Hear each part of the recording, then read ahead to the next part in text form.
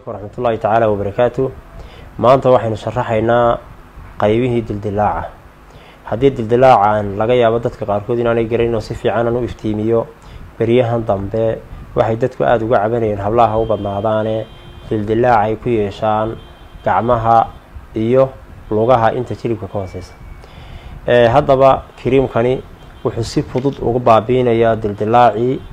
waxaad ku masaad garanaysaa eriyada dilaaca ka dareemisay 3 or 2 2 ilaa 3. waxaad ka ilaalinaysaa waxyaabo ay hawlwadeenadu tala fiican ka siin doonaan oo meeshii dilaaca lahayd marka gariimkan loo bilaabo iyadana laga ilaalinaya jirta taana hawlwadeenada xogta ku siin doona insha Allah. laakiin halkan xogtan ku soo koobina waxa weeye arintaas oo markii hore run ahaantii la islahaa mala xal loo heli doono inuu kambanigeeni aanka ku ahaa wax ka soo xal loo waayo xalkooda inuu raadiyo ilaahina la kaashado inuu ku soo guuleystay alaabo fara badan oo dildilaaca oo tani marka kilibkana kaga warramay qaar kale leh.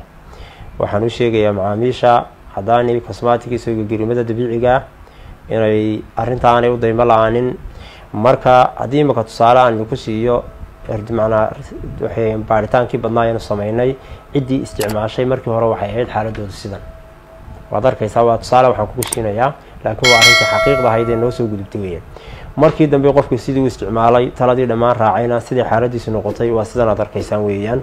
waa tusaale waxaan tusayaa laakiin hadii sida aan sheegina loo isticmaalo xaalku saas xaqiiqo buu noqonayaa ilaa intuu qofkaasi cilad jawaabta ka helayo ciladaas meesha ka baxaysan anagu ma ciisaanahay intay ku dhex jiraan hawshana hadii ay wax ka fahmi waayaan inay la soo xiriiri doonaan qolada customer care-ka oo lambaradooda hoos ku qoran yihiin kuwaas oo si fudud qofka u caawin doona. aad baa u mahadsantiin macmiil waana ku faraxsanahay dhageysigiina. hanbaliyo.